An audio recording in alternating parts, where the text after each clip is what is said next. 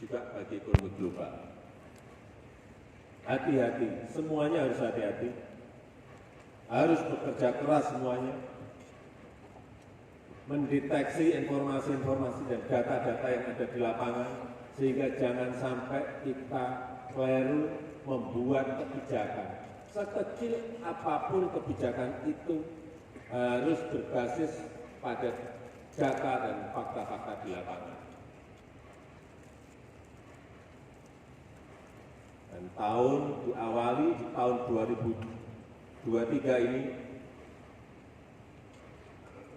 Managing Director dari IMF menyampaikan, ini untuk kehati-hatian kita dan kewaspadaan kita. Meskipun pertumbuhan ekonomi kita berada pada posisi yang sangat baik. Hati-hati.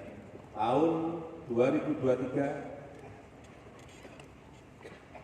Kristalina Georgieva mengatakan, sepertiga ekonomi dunia diprediksi mengalami resesi. Sepertiga ekonomi dunia diprediksi mengalami resesi. Bahkan untuk negara yang tidak terkena resesi, ratusan juta penduduknya merasakan seperti sedang resesi. Hati-hati. Sepertiga itu artinya kurang lebih 70 negara. Kurang lebih. Dan guncangan ekonomi karena pandemi, karena perang, ini sudah menyebabkan 47 negara masuk menjadi pasiennya IMF. Kita ingat tahun 97-98, Indonesia menjadi pasiennya IMF. Ambruk ekonomi dan ambruk politik. Ini 47 negara. Dan yang lain masih ngantri di depan pintunya IMF.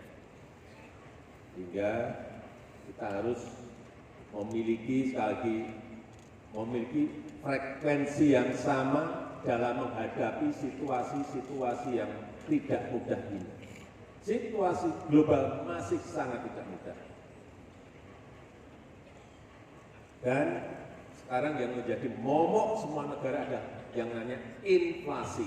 Ini momok semua negara. Dan patut juga kita syukuri inflasi kita terakhir di angka 5,5%.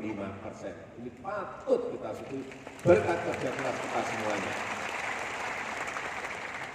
Coba dilihat di negara-negara lain bahkan sudah ada yang sampai ke 92%. Uni Eropa berada di angka 9,2%. Ini sebuah angka yang tinggi sekali.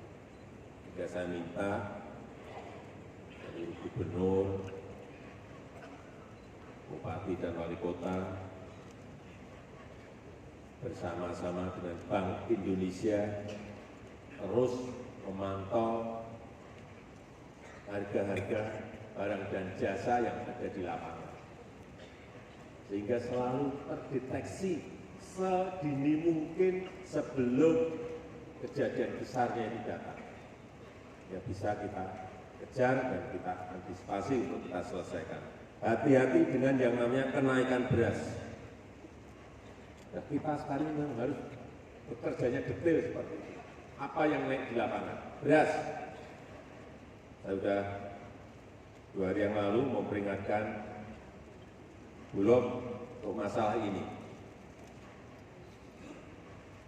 Karena di lapangan 79 daerah beras mengalami kenaikan yang tidak sedikit. Urusan telur, 89 daerah juga mengalami hal yang sama. Naik. Urusan kecil-kecil, urusan tomat, 82 daerah mengalami kenaikan. Dan daging ayam ras, 75 daerah mengalami kenaikan. Tolong Bupati, Wali Kota, Gubernur sering-sering masuk pasar, cek betul di lapangan, apakah data yang diberikan itu sesuai dengan fakta-fakta di lapangan. Jangan sampai, udah nggak musim lagi sekarang ini, yang naik bawaan ABS, Pak, baik Pak, nggak ada yang naik Pak, harga stabil Pak. Saya cek langsung lapangan.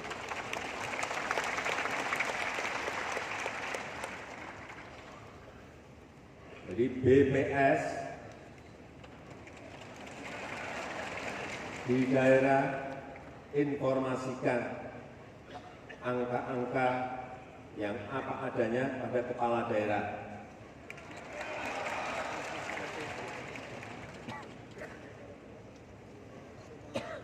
Juga hati-hati mengenai tarif-tarif yang diatur oleh pemerintah maupun Pemda.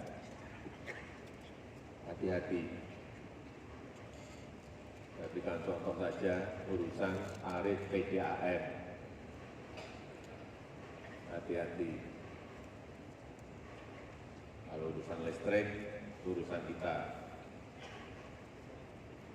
Urusan BBM, urusan kita. Tapi yang daerah, yang berkaitan dengan tarif angkutan misalnya, tarif PDAM, hati-hati menentukan itu bisa menjadikan inflasi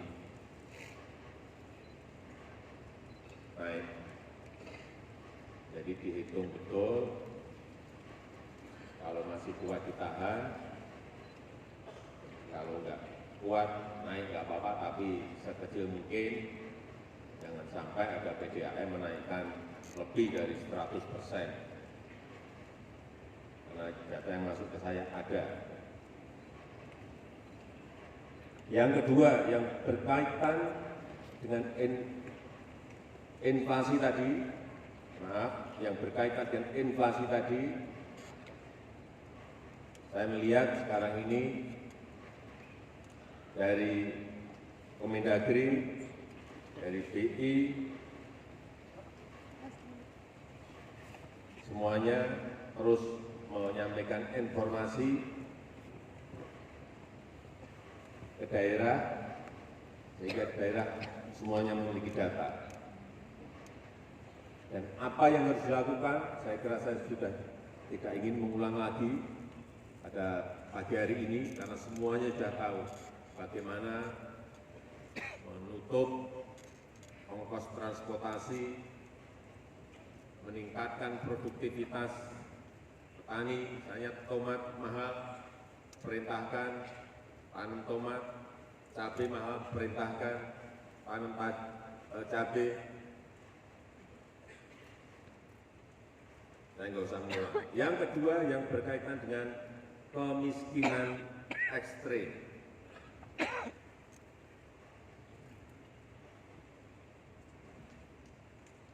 Saya kira data siapa yang miskin ekstrim di daerah sudah ada semuanya. Dan sampai di desa sudah punya semuanya. Tolong kepala daerah cek ini.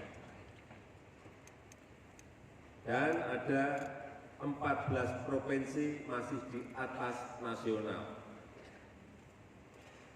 Padahal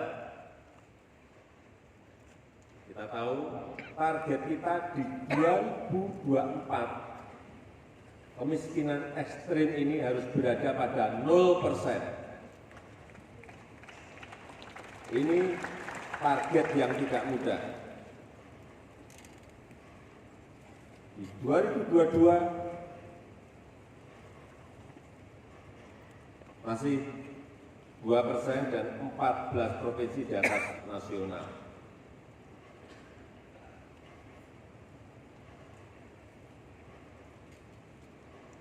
Semuanya sudah ada datanya.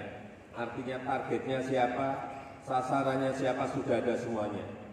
Penanganannya seperti apa, juga saya kira saya sudah tidak usah menyampaikan lagi. Intervensi apa yang harus dilakukan, semua Pemda sudah tahu apa yang harus dilakukan.